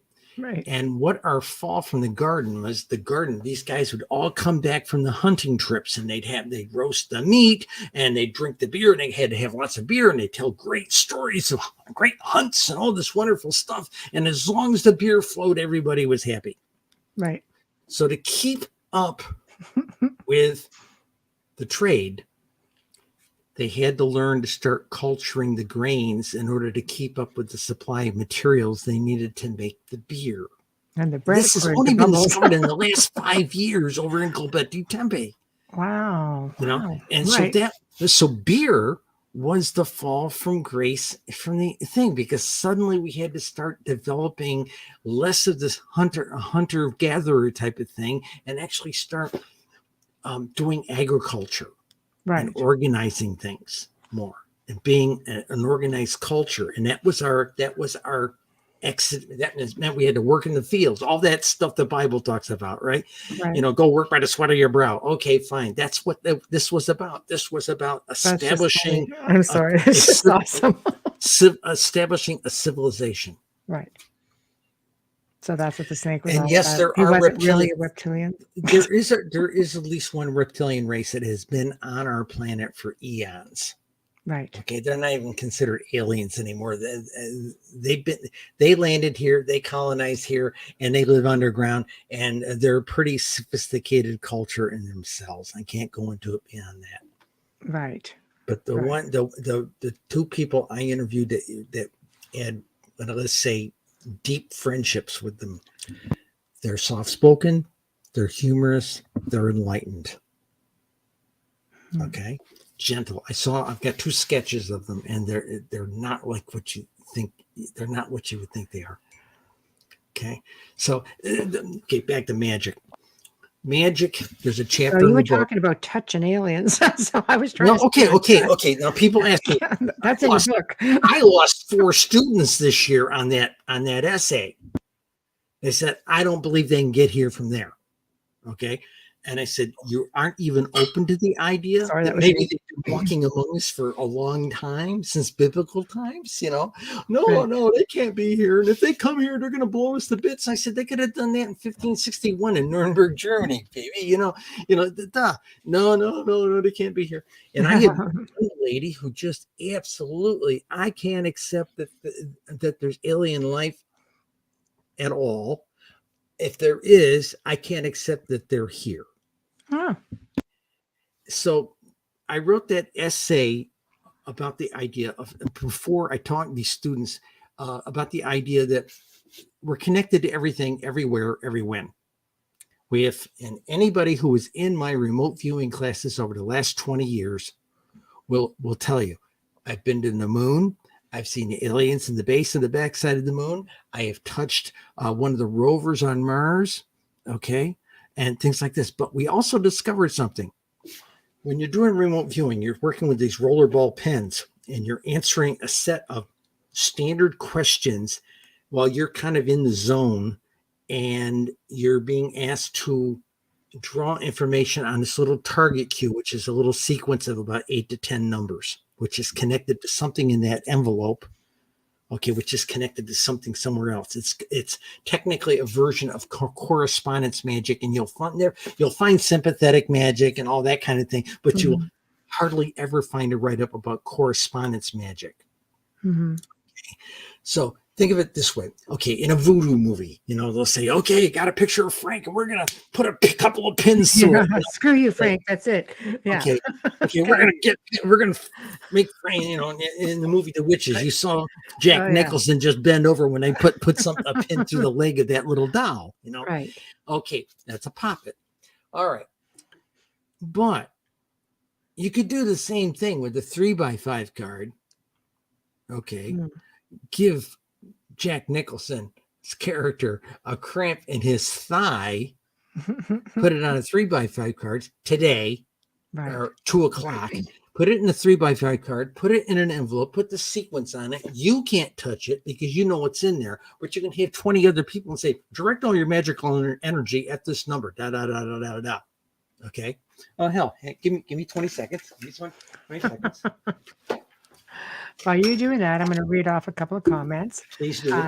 Zachman says, I agree. There are beings, extraterrestrials, interdimensional, etc. among us. As a contactee, I can attest to that. And I am with you on that. Same situation. Dolly says, there are 18 other compounds around Gobekli Tepe. Absolutely. And yes, they have been here since the very beginning. Yeah, there are a lot of They have stories. shepherded our culture. Yes. And the thing is, you get these military types these days. There's two schools of thought. One school of thought says, "Oh, we got to." The average person out here, they're not ready for this information. Yeah. Okay, for those who've never heard me speak on this topic, in the last 20 years, 2001 to 2020, we had 100 in the United States, 169,632 reported UFO sightings based on National UFO Reporting Center and MUFON data. Okay, that Right. doesn't count all the little mom and pop reporting services, and it does not report the 249 people who don't report one. Only Right. 1 in 250 people report what they see. Mhm. Okay. And we've got statistical data and polling data that backs Right. that up. Okay. Right. Now we were talking about one of these little sequences. Here's one right here. Okay. There we Okay. go. Right. I've got a group of students right now that are working on that target right now. Right. Okay. I don't even know what it is. Right. Okay. I stuffed Okay. this envelope 2 years ago. I have no idea. I got a bag over here with 100 envelopes in them. Okay. Right. And I have Right. other people who stuff them for me and say, hey, a couple envelopes for your thing. We'll throw them in there, Right. So Right. it's the trick is you can't know about it. Now, give you an example. How does that work? Why does that work well? In remote viewing, if I give you that sequence and I take you through a series of it's one of these things you can't say, oh, I feel this and feel that. No. Remote viewing, and the way the military developed it, it's a set of very structured questions. It starts out very simply, like, what's it feel like? Is it hard? Is it soft? Is it wet? Is it dry? And then it gets up into, does it have a texture? And it works up to temperatures and things like this, maybe a flavor or a smell. And they start working you through all the senses. And you're writing data down, but you're told, don't sit here and try to figure out how it's working. They'll take you out of the zone in a heartbeat. And don't sit here and try and guess what it is. Mm-hmm. Okay. Right. I had a student once upon a time. You'll love this. Once upon a time, drew this. Okay. Okay. And she immediately jumped up there and said, oh, that's got to be a truck or a vehicle or a car. Okay. Mm-hmm. Well, that's when she blew herself out of the zone. She did that, shifted her consciousness from that right brain thinking to conceptual thinking, right, left brain thinking, and it completely took her out of the zone. Right. The target ended up being a fruit basket. Wow. Yeah. Okay. Right. All right. I had a gal who said, oh, my EAP, she wasn't going to do the structured thing. Mm-hmm. And we kept trying to walk this one student. I did it on Zoom. Okay. Talked them through the protocols, and she wouldn't follow the structure. Oh, I can just tell you what it is. And she starts drawing it in the margins. By golly, she damn near drew the thing. It was a motorcycle. Ended up being a Harley motorcycle. And she you could see the stanchions, you could see the exhaust pipe. She had all this stuff, pieces of that motorcycle sketched in the margins, but she didn't follow the protocol. Right. Okay. And we had several arguments, and she was also one of the people who say, ET can't get here. And finally, I basically said, either get with, I'm not telling you to believe in this stuff, but I'm telling you to be a little bit more open-minded, because craft is about fantastic strangeness. Right. Heisenberg, the scientist who came, one of the scientists who came up with quantum mechanics, says the universe is stranger than we know and stranger than we can know. Right. Exactly. And if you do this stuff, when Linda came into my household 20 years ago, I told her up front, you're coming into a magical household. Be careful what you think. Be careful what you say. Be careful what you say in anger. Right. Okay. And she has become very, let us say, over the first 3 years, as she saw, she made things happen just because she was here. She has been extremely respectful of it and just quite an effective hedge witch these days. Right. Wasn't We into know. magic then, but Yeah, she is well, now. we're you all know. just going to leave that right there. Right. So, right. But the key thing was Yeah. reaching out to touch aliens. People say, "Why can't I? If I'm touching everything, why can't I?" Well, okay, something we found out with remote viewing. Right. If there's a subconscious thing, you don't know what that target is. So Sure. we had some standard target cards. I always had the people who were stuffing envelopes for us. Right. 2 times removed from us. It was the people who stuffed the envelopes, blank envelopes, and they might put pictures in there. They might put 3x5 cards with information in there to target. And then somebody else, a completely different person, a couple of weeks later would put the random numbers on there from a random number generator on the computer. Mm-hmm. And I'd get this nice big sack of 100 envelopes. Right. Okay. I know I've got target cards in there, but I have no idea what 25 of those cards are, which ones they are. Okay. Right. And we started noticing a pattern with some of the classes. When the remote viewer is doing something, if you can't get anything more on it, Mm-hmm. you put your pen down and you put it down loud. Mm-hmm. And usually the proctor will tell you, pick the pen up, touch that number that you've written down on your paper, touch that sequence number and see if you can retouch the younger self a little bit. Mm-hmm. And okay. Mm-hmm. Well, okay. Those cards, these people, 2 or 3 people of a group of 10 people would put their pens down. Mm-hmm. Couldn't do it. One guy broke out into a cold sweat. Mm-hmm. So what is going on here? So when we got into analysis after the session was done, Mm-hmm. the one target card was the Titanic, where it is now, under 2 miles of water. Yeah. And if you looked at the guys, what they call AOL, anomalous logging, down the margins, Yeah. I'll die. It's too deep. It's dark. You know, things like that. Wow. When we sent people to the, excuse me, hair. There. That happens to me all the time. There's a card in there for the alien base on the backside of the moon. Mm-hmm. And 1 or 2 people put their pens down.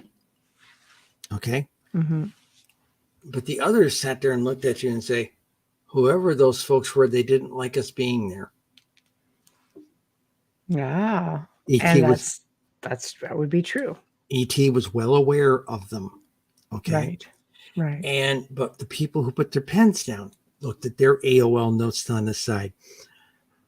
I can't go there. There's no air. It's too far. Right. Okay. So I started making notes in my logbook that it must be a self-preservation thing. You don't consciously know what the target is, but your subconscious is close enough to that younger self to know what the target is and say, oh my God, this is an arduous environment. I'll go there. I'll die. I know. It's true. Yeah. Self-preservation. That would make sense. Yes. Sure. This is exactly. So we had Mars targets. We had those water geysers on that moon from Saturn. Most of the class had to put their pens down. Yeah. There ended up being one card in there. We had 15 people for a hard target party. 15 people put their cards down. One lady crawled all over that target. She was drawing in the margins. She was writing down the protocols. She was doing all this stuff. She was a seasoned witch of 15, maybe 20 years. Seasoned witch, a risk taker, that type of thing. And she never put her pens down. Right. And so there was this leap of faith stuff. I'll go. Let's go. You know, let's run into the fire, you know. Yeah. And you know where it was? Into the wind. Yeah. It was Voyager 1 where it was. This is 2013, where Voyager 1 was like 13 billion miles from here. It was at the edge of the solar system. Radio signals took 10 hours to get here, kind of thing. She crawled all over that thing. And we had sketches. We were able to compare to pictures of Voyager. Okay. Wow. And it was amazing. But the thing what we learned out of this was, you want to reach out and touch the ETs on Zeta Reticuli 39 light years from now? Well, okay, a couple of things. And I hear people all the time, I'd like to talk to an alien. What would you talk to them about? TikTok? What are you going to I'm talk a to little the deeper alien? than that. Yeah, They're hopefully. used to me, I think. Yeah. Well, so there was all this issue of reaching out. One, you got to be extremely settled and extremely quiet. Okay. And you're not going to do this with 2 weeks with meditation practice. Yeah, Dolly says remote viewing ETs will get their absolute attention, and it can get you immediately looked at. And then getting back to Amelia's, who's interviewing from chat tonight, because she has no voice. What are your thoughts on natural remote viewers doing this? Do you think? I don't know. I personally think if you're natural, If would you're a you? natural, well, Yeah, okay. would you have the same boundaries, that self-preservation thing, or would it just be? Oh, baby. Okay, let's Oh, go here there. we go, Bubbles. Keep me on Right. boundaries here in a minute. First thing, Okay. the naturals. Yeah. I've had a lot of self-proclaimed psychics come into a class, the first class, and they left at the end of the day and never came back because they couldn't do it. Okay. They wouldn't follow the protocols. They're Right. going to do it their way, and they wouldn't do it by what we were doing. And I usually taught a really good 90-minute class on how we're going to do this. Okay. And there was always refresher classes with every session we did, Right. And then there was you said talk about the boundaries. Well, sometimes there was a target in there that would be someplace really special. Like remember, other people were stuffing these envelopes. Right. Okay. Somebody stuffed one in there with the White House. And this one class, which is about half pagan witch people type thing, half, not all. Okay. Said, put their pens down. Some of them put their pens down and said, they're not supposed to be there. They didn't know what the target was. And we came away from target analysis afterwards. We open up the envelope, see what the target is, and go over everybody's sheets.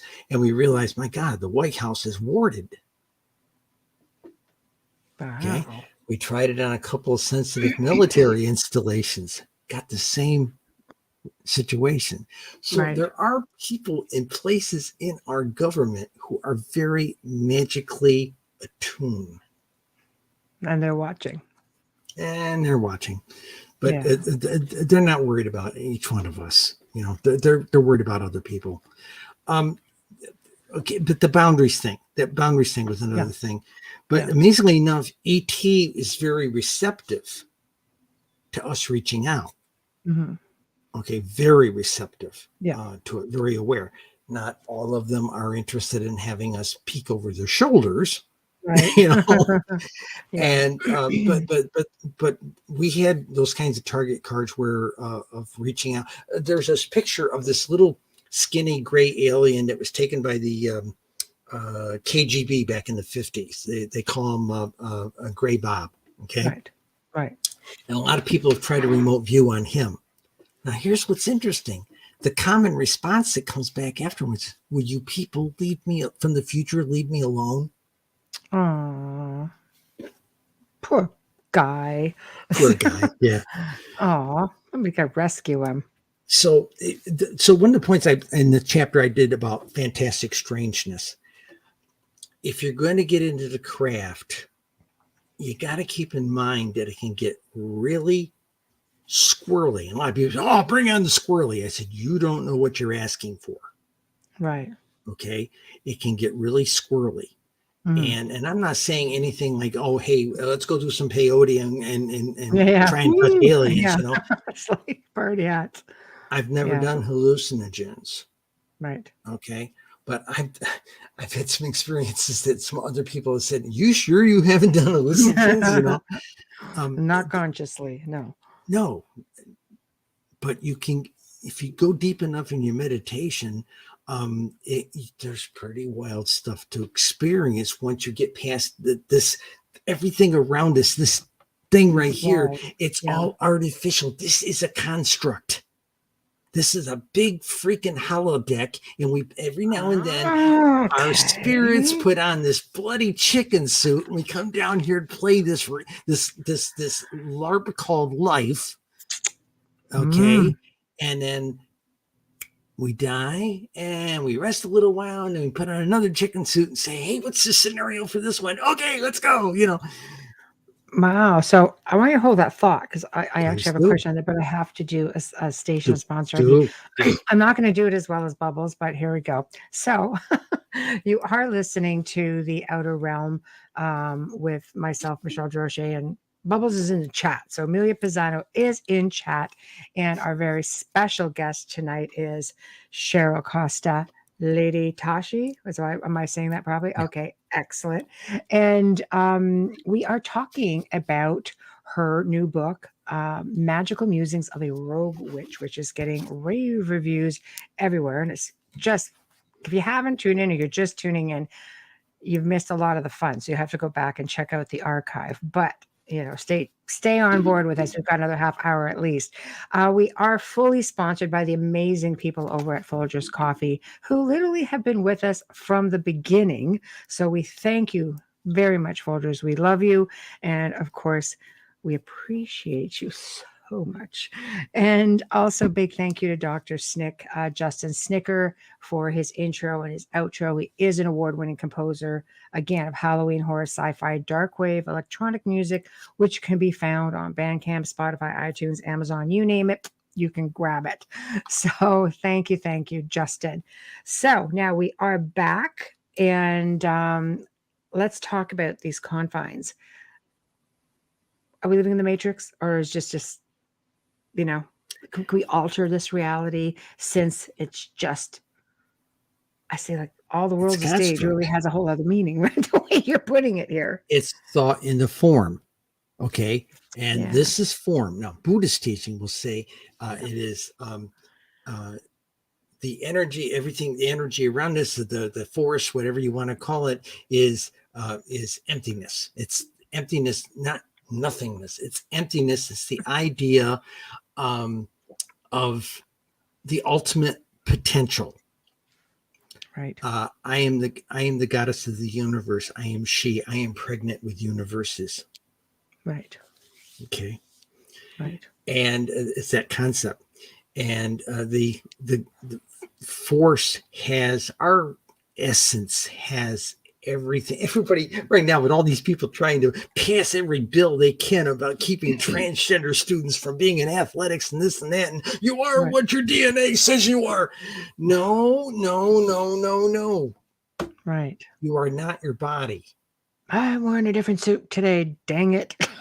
You are not your body, baby. You are Right. not your body. This is just a chicken suit you drive around in while you're here. That's it. Right. Okay. Right. Now I'll give you an example. Okay. You've done this meditation stuff for a long time. And apparently I was doing it in a previous lifetime because I always had a knack for it. Right.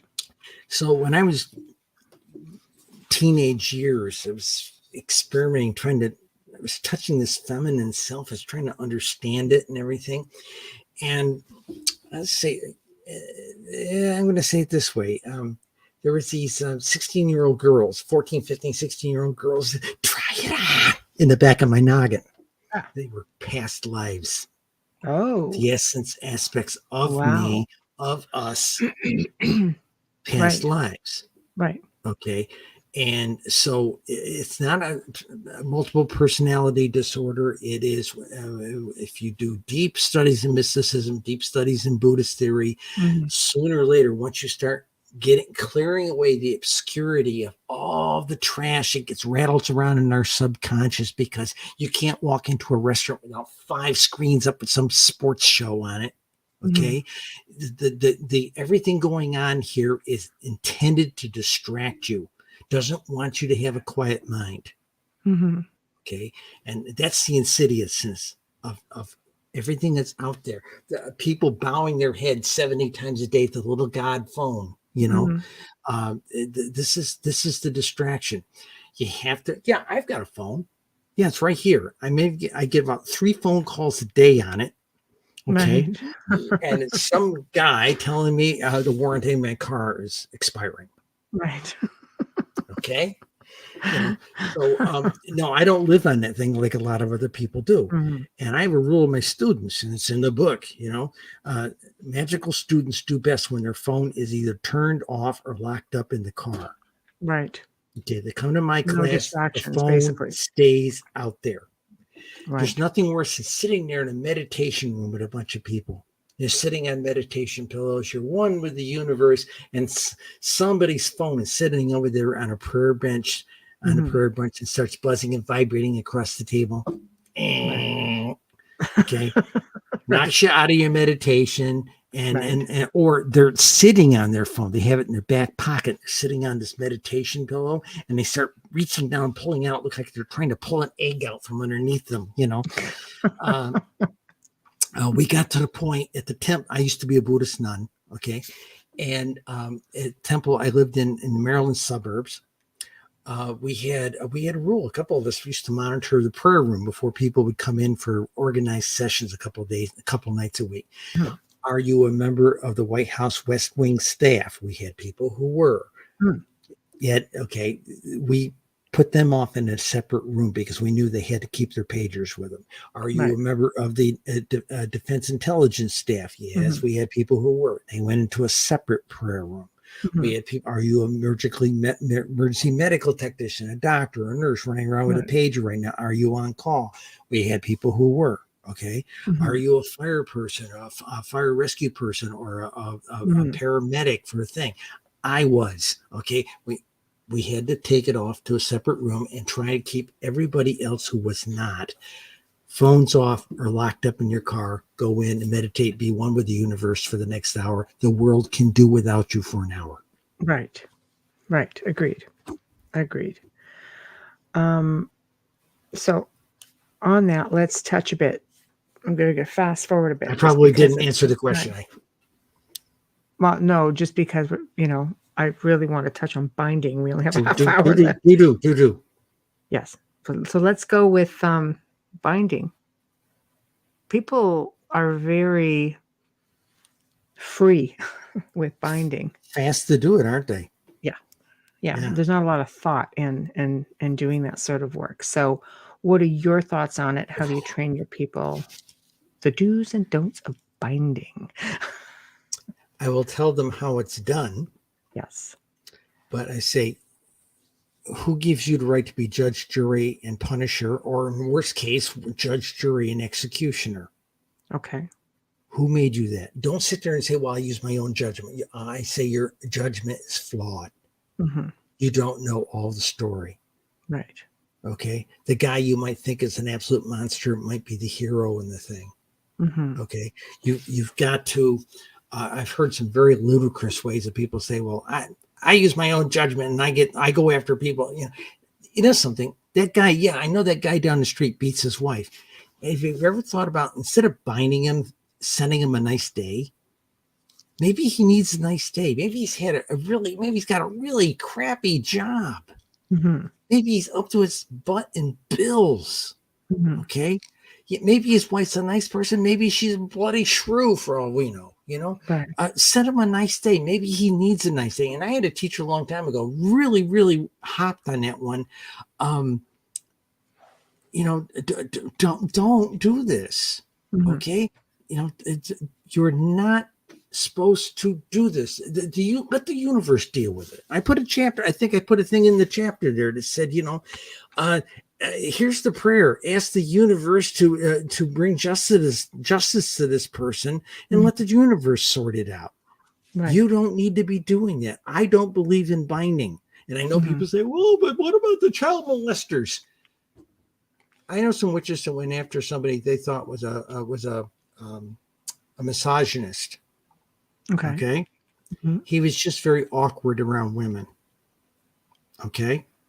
And the blowback for them was, the rebound was, it affected their lives immensely.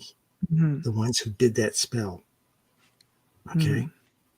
And he ended up having he ended up finding the right woman. And think of the guy like Sheldon on Big Bang Theory. He was a very awkward guy. Right. And finally met somebody that he clicked with, and he lived a very, very lovely 22 years or something like that before he had a stroke and passed away. But the thing is, the people who tried to put that inhibiting spell on him bit the bullet. And I've seen nothing good come from that. Okay. Right. And so Stephen I do says not all human recommend it. judgment can be flawed. It Yeah. is. All human judgment is flawed. Yeah. And singular witches passing judgment on somebody, there are consequences to it. And I agree with what that other person just said just now. There are consequences. That was Amelia. Yeah, she's back. She's teetering between, I would say, YouTube and the Facebook page. So, so that's it. Yeah, she is the outer rim. But buying it, so okay, here's the deal. The big I deal. understand. I've had people write me since this invasion of Ukraine. Cheryl, there's all these Iraqi war and Afghanistan veterans are going over to fight for Ukraine. You're a combat veteran. Yeah, I was in Vietnam 50 years ago. I'm gonna get, if I went over there, I'd get in the way. Right. Okay. Yeah. Right. I'm still a good shot and I'm still good with explosives, but but the problem is it was not for me to do. Right. And I've had people email me say, "Why aren't you melting Putin into the pavement?" It's not for me to make that judgment. Okay. Yeah. But there's a great gospel tune. Anybody who's seen Babylon 5 has heard the song. Yes. It's no place to hide. Okay. The rat was running around with no place to hide, no hiding place, Right. But it's the truth. Ask for the forces of the universe to make the judgment and make and deliver justice. Mm-hmm. I know some people who went after Saddam Hussein. Right. And their spell was, may he be found alone and disenfranchised and alone in a hole. And that's where they found him. But it had a rebound on those people who did that spell. I know personally, and every one of them has suffered from having done it. Okay. Okay. Right. So I don't recommend it. Send them a nice day. If they're really a jerk, they'll wrap themselves around a pole. Right. I mean, that was one of my old teachers' attitude on things. But send them a nice day. You don't know what they've been through. You don't know what their life has been like. Right. Maybe okay. Karma is a very exacting law of the universe. I know there's a lot of groups on Facebook that say, "Oh, that's Buddhist Hindu stuff, karma." It doesn't. But they're usually trying to sell you black magic stuff. That's it. Yeah. Okay, that's a $4 billion industry, and they're usually trying to just blow it off and say, "Oh no, you can do that stuff. Don't worry about it. It won't hurt you, baby." It's all good. You don't do it, and doing this trippy magic of tripping people up and causing them little inconveniences. Right. Okay. I'm sorry. Why be mean? There's so much woe in the world. There's so much hurt in the world. Mm-hmm. When my best magic matured, when I learned the practice of making an offering for the benefit. Okay, we used to sit in these circles. I know everybody's done this. You sit in a circle, like in a moon circle, something like that. Maybe 25, 30 people crammed into somebody's cellar. Yeah. Okay, on a moon. And it's not on the weekend. It's on Tuesday night when the full moon is. We've had some priestesses really rigid about that, Yeah. And I had this one priestess. I used to go to her house for this stuff, and this old lady, God bless her, Rosemary, she'd have 2 dozen candles in the altar, and there's 40 of us in this cramped cellar, and the fireman and he's going, "Oh Jesus, I don't like this," Right. I'm good. This is not good. Yeah. But one of the things was we'd go around the circle. And I think anybody's been any kind of open circles will since, anybody got any special offering you want to do? Oh, well, my grandmother's sick and is going to have a kidney replacement, and my dog needs some work done on his leg. And they go to the next person, and they're spooning out the benefit of the magic by the spoonful. And they keep forgetting we're dealing with the most awesome power in the universe. And they're handing it out by the spoonful. And it would get to me at the end of the thing, and I would simply say, I make this offering for every being, for the welfare of every being, everywhere, every when. Mm-hmm. And I usually stopped it right there to circle what she said, Wow. Yeah.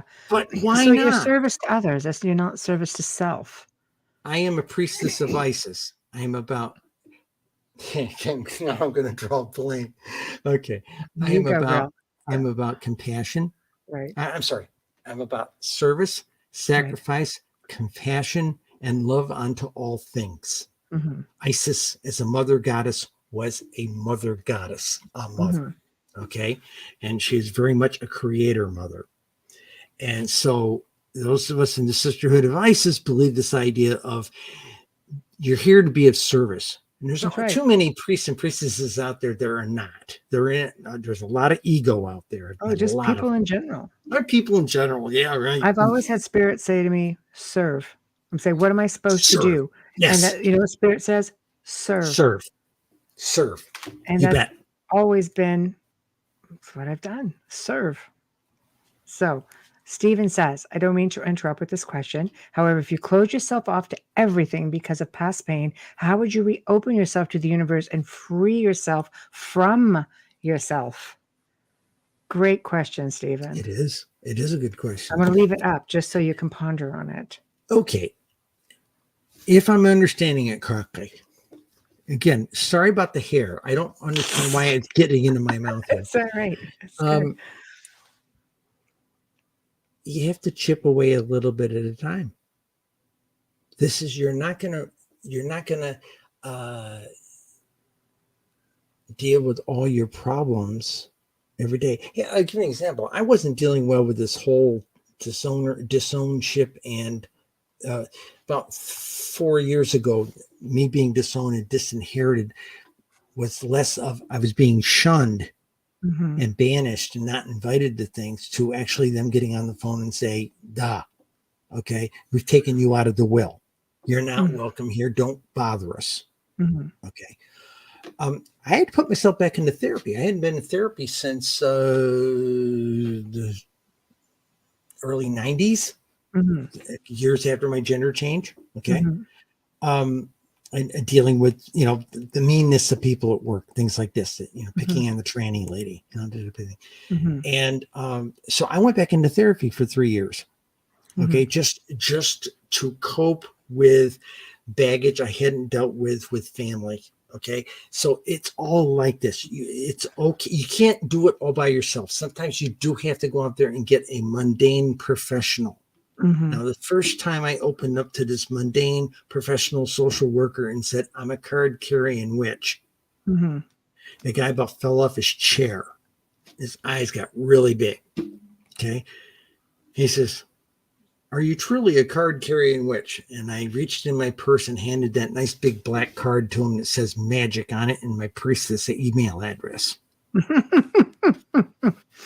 And he went, oh my gosh, and so I gradually got him straightened out on the fact that we're not sacrificing babies. We're not sacrificing little animals out in the glen out here and things like this.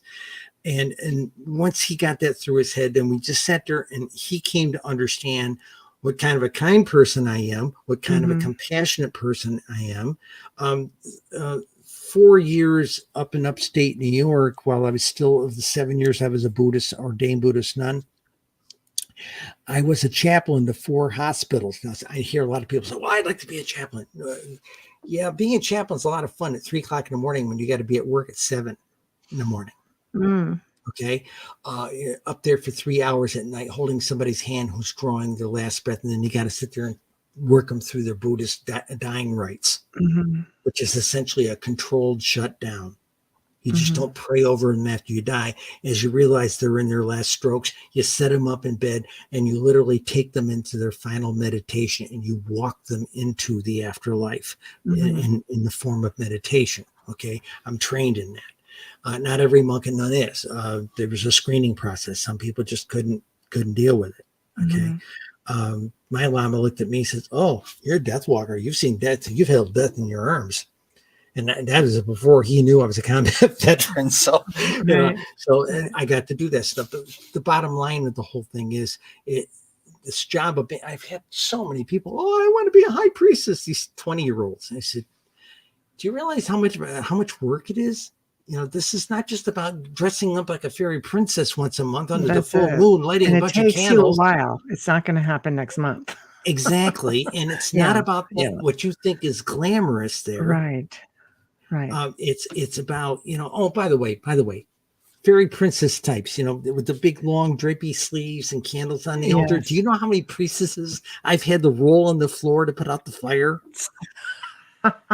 Okay. Okay. No. we've gone to electric candles in this household, I and know. people say, well, but it's not the same. It's not the combustion. I said, inside that battery, it's the same as combustion. Trust That's me. right. The Okay. less the fire. Okay. And I got a wife Right. who's a fire sign. So there's a little Yeah. bit of a clash there, but Right. Right. but the thing is it's got to be about love. It's got to be about compassion. It's Yes. got to be about service to your community.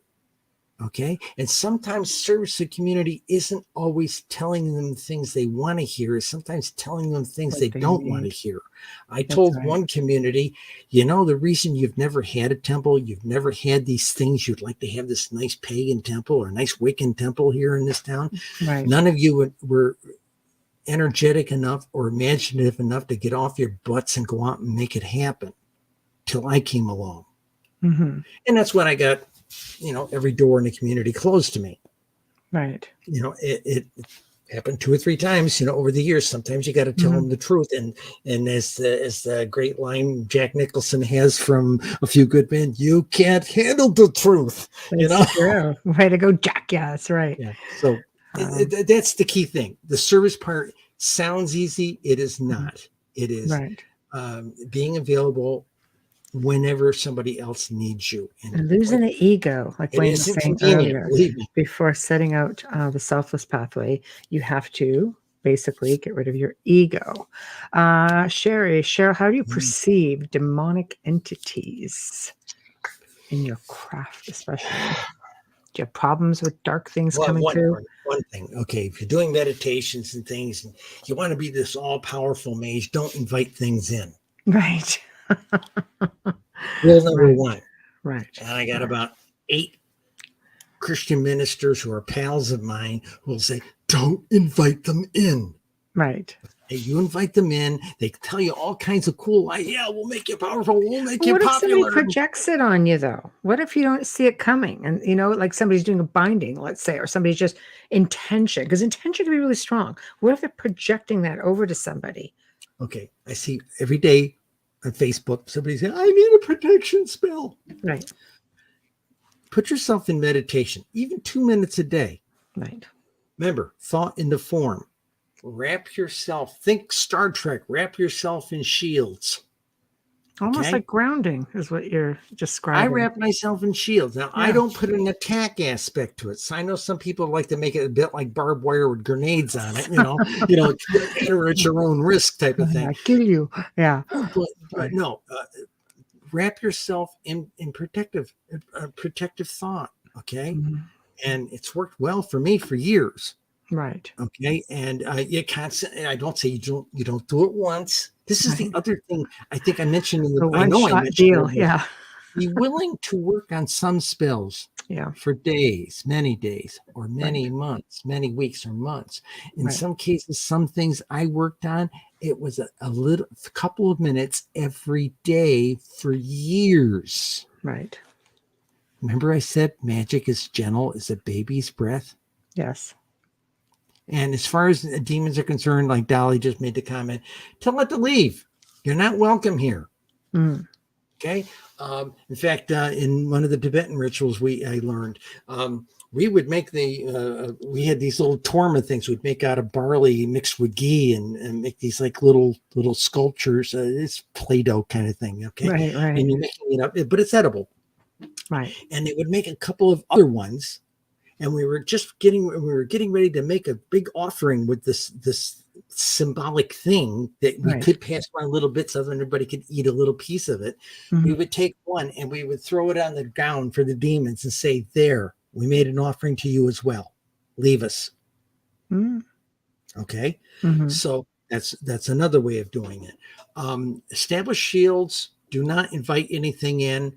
And oh, by the way, there is this other thing, and I don't talk about it in the book. There's a really good book by Raven Caldera, and I can't remember the other guy's name. But in the past 15 years or so, there's been an increasing incident of gods and goddesses impressing themselves through people in the community. It's kind of like the flavor of the thing when you're doing the charge of the goddess and suddenly the goddess is in there, everybody's saying, who the hell's that? It's the goddess. Yeah. That kind of thing. Yeah. Right. I first noticed it with some little kids that were like 4 or 5 years old. Is Susie going to be the goddess again? You're seeing something I'm not seeing, What do we don't know that Susie knows? Voice change. You see the mannerisms change, Right. Okay, there's been some of this now. Excuse the expression, nice white people from the suburbs don't get it, and you see a movie something like that about somebody being possessed in, like, say, a voodoo circle of some sort. Right. Okay, Caribbean tradition of some sort. Because it's out of context and they don't understand what is going on. That person is not going nuts and it's not going wild. It is perfectly normal in that environment for what was manifested. Right. Now, in our environments, there are people in the pagan community who have been at it a long, long time, who are acting as vessels for certain deities. Right. Well-known Paleonic deities, Right. And if you go to one of their mysteries festivals once a year, at some point during the festival, after you've had certain initiations and things, right, you can actually go up there and sit down and talk to this person who you talked to, Susie, a couple of days ago, and you're sitting there talking to Athena, and that's not Susie anymore. So isn't that a form of possession? Yes, it is. It's and the term used in the Caribbean Buddha, it's sort of a channeling. Yeah. But the term is the official term for that is the person who's doing it is a horse. It's being ridden by the god or the goddess. Right. Okay. Right. And it's usually only, don't say, oh God, I think that would be fun. No, it's not. Okay. Right. It is not. And there's not a lot of people trained in the American pagan community to deal with it. It's been happening more and more in suburban circles with very experienced people. There's also another type of thing. It's not possession as much as what I'm going to say an emanation. Okay. Okay, give me an example. You do a really good charge of the goddess, particularly for for an initiation ceremony. Okay. Right. And the goddess comes and you have a sense of that presence with you while you're doing the stuff. Okay.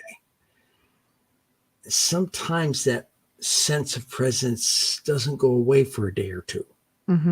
Okay. She sort of stays with you, but it's not like she's possessing you, but she's sort of like looking through your eyes kind of thing. Yeah.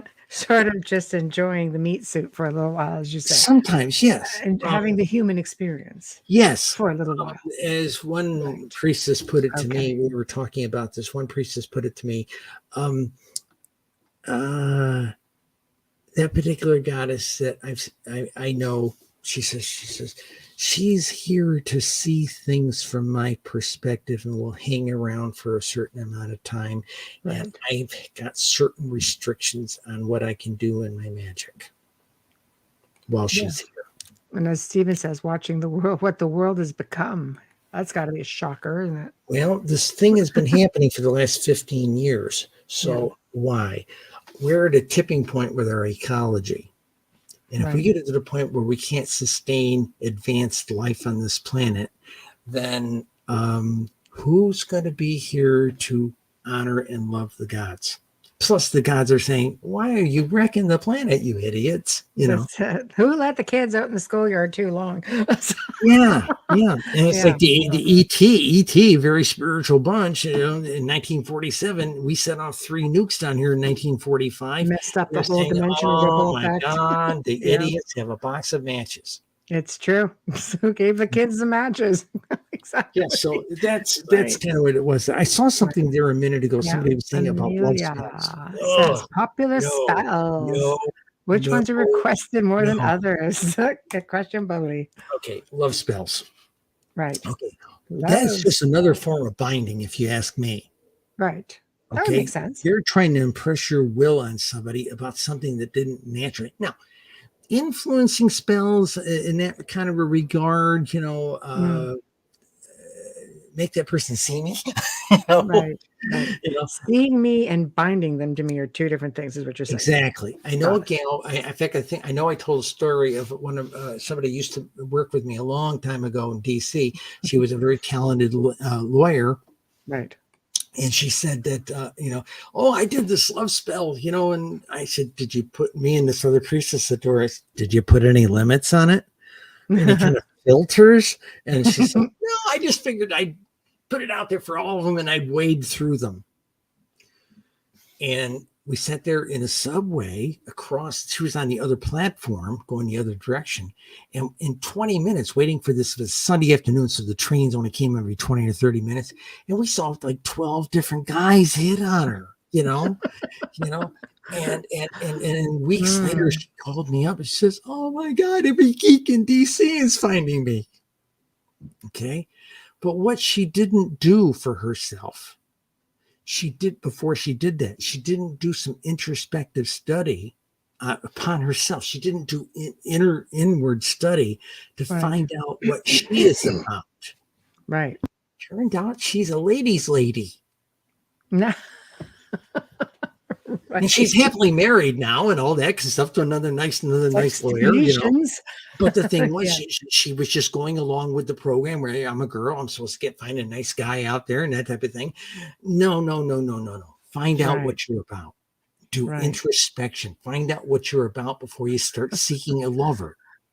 Okay. Right. That's important. Right. And respect. I don't believe in love spells. I don't think they're fair. It's like I said, I think it's a form of binding. Right. Now, attraction spells, yeah, okay. You know what the most effective form of attraction is? I was a celibate nun for 7 years. Okay, I was a celibate nun Buddhist nun for 7 years. A shaved head, Dalai Lama robes, worked every day at corporate headquarters at Lockheed Martin, dressed like the Dalai Lama. Okay, pushed their diversity policy to the bleeding edge. Okay, right. And funny when you're in that celibate situation and people know you're celibate, suddenly everybody wants to try and get into your penis. Exactly. Challenge accepted. Right.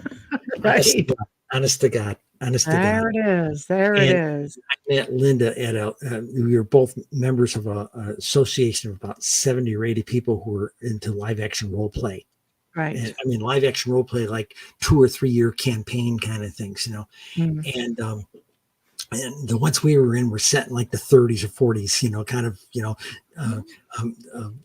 gangbusters, G-Men, Indiana Jones, and Buck Rogers all kind of rolled into one, And she was in the house. She was in the cast. She was in the house cast, and I was one of the player characters. Mm-hmm. And it was the New Year's Eve party after 9/11, coming out of 2001.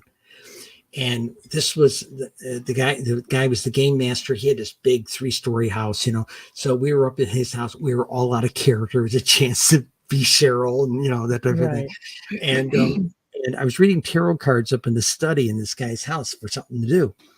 And a friend of mine came in, introduced this woman to me and said, hey, she's Buddhist, you're Buddhist. Why don't you talk Buddhist? I'm going, Buddhist stuff, right? Yeah, talk Buddhist stuff. And she looked into my eyes, I looked into her eyes, and there was this like instant chemistry. I'm going, oh, this is not good. Get the 10-foot pole out, And she's walking down the hall. I said, well, come back later. I'll do a tarot card reading for you. And she's walking down the hall. And I heard later, she asked the guy whose arm she was on, who's also another player, says, is Tashi a boy or a girl? Yes. Leave that right there too. So okay, fine. So what ultimately happened was when I did her tarot card reading, I had to break out the little bloody book that comes in the box. Oh. I'm an experienced reader and I couldn't read it. Oh. And I wrote them all down in my notebook. I wouldn't show it to her till about 6 months, 8 months later. I was out of robes. I'd been released from my vows for other reasons. Right. That's when I showed her what the card reading was. I was all over her cards. Oh. and Right. it rattled me because again, I was in this monastic situation. I got promoted to being a yogi. So, Mhm. but so that's love That's spells. tough. I Yeah. don't believe in those things. Right. Play hard to get, and people will fall out. It's like early witches who want to be a priestess. I don't have any students. Decide to get into something for yourself, and believe Mm. me, the goddess will throw students out of the woodwork at you. Decide to Right. go start taking a class in karate, do a pottery class or something like that, something on your own time for you, and suddenly Mhm. you'll have students coming out of your ears. Right. Be Well, careful that's what you the ask key. for. That's the key. All right, students. We're all students tonight, but We're we're also at the we're all students. No matter, I'm still a student. yeah. We're all students. Yes. Once you start getting to a point where you think you're no longer a student, look out. That's right. That's right. Oh, I do. I agree. We're all students. Absolutely. Well, we're at the top of the hour. Oh, bloody ready. So this is the part where you tell everybody how to find you, where to find your book. All right. Promote, Um, promote, promote. if you absolutely need to, you want to write me, okay, buy the book. There's an email address in the back of the book. Okay. There All you right. go. No Okay. email It's the address. Buy only the one book. that functions for this thing. Okay. Right. The book is Clever. called Magickal Musings of a Rogue Witch. If you go onto Amazon to books and search Cheryl Costa, Witch, Cheryl with a C, Costa with a C, Witch, you'll get this book. It's cheap. Okay. Right. It is It's a very small book, only 144 pages. a But nice, easy read I reckon, well, easy read, yes, but I've with had a lot of size. Yeah. email, Right. read one chapter, think about it a day or two, then read another chapter because I pack a lot into a chapter. Right. I make you really, really think. Okay. Right. And this wasn't intended, it was not intended to be a beginner's book, but I've had all these people who wrote blurbs on the back that said everybody should read this book. Right. So Right. Yes. that's where you find it. And if you get through the book, there is an email address in there if you have a question. I'm not taking on students. I am retired. Right. But if you like a little bit of mentoring or want a question answered, and don't send me an email with, a wall of text. I'm dyslexic. I can't read it. There we go, guys. Ask Keep a it simple. simple, straight question. I'm Sweet good. and simple. Straight, simple and sweet. I'll answer another one. Right. But Right. don't tell me your life story. Just ask Ease your her into bloody it. question. Ease her into it. Be gentle, like a baby's breath. Yes. Now there's Good. also there's a group, there's a bunch of guys in England that I work for, and I have a show called Mystical Mentors Ooh. on the Casualties of Mars radio show service. Okay, and we're based out of London. And a couple of months ago, before the show debuted, I had friends of mine come back from London and say, "Cheryl, how come you're on posters on every subway station and bus station?" I'm going, "Oh my God!" My face is Welcome. plastered all over London. Yeah, right. But Right. I talk mysticism, and you get a straight talk like I'm talking here. I'll pick a subject Perfect. matter and I'll beat it to death for somewhere between 20 and 40 minutes. Typically, I'm trying to keep them to about 20 minutes, Right. but that's what I'm doing. And the program's called Mystical Mentors. It's on Casualties of Mars. If you Google it, we're on everything. They've got us on iHeart. We're on Google. We're on YouTube. We're on everything. So Now we just have to bring you back because you're just such a delight. And okay. and Amelia, yeah, right. I mean, Amelia missed this one, so it's Well, here she's she got her is. voice back. Have me back. She Oh yeah, will. That's what thank she you. said. Sarah Yeah. can be on. Always a great show when you're on. You're amazing. We love you. And Stephen says, thank you for answering all of my Happy questions. to do it. Trish, who is also a witch, you are very inspiring. Thank you. And there we go. I'm going to send you a note back in the email you Yes. sent me a link to. I'm going to Yes. send you a link to 2 newspaper articles from about 22 We will years post ago. them. Now, Yeah. they will refer to Cheryl Costa, and they will refer to me also as Lady Cassandra, an Alexsanderian high priestess. Okay. Okay. I was called Cassandra in those days in the craft community. And back at that time, about the only people who called me Cheryl was the IRS and my boss. All right. Everyone else in my life called me Cassandra. Okay. Yep. And in Yep. 1994, I was invited to a retreat on a mesa out in New Mexico, Ooh. shamanic thing. Very Native nice. American guys leading it and everything. And got my spiritual butt handed to me on a platter. Nice. And I came back, and the first person I called from the airport to just check in, I said, "Hi, this is Cheryl." And right off the bat, they knew there was something wrong.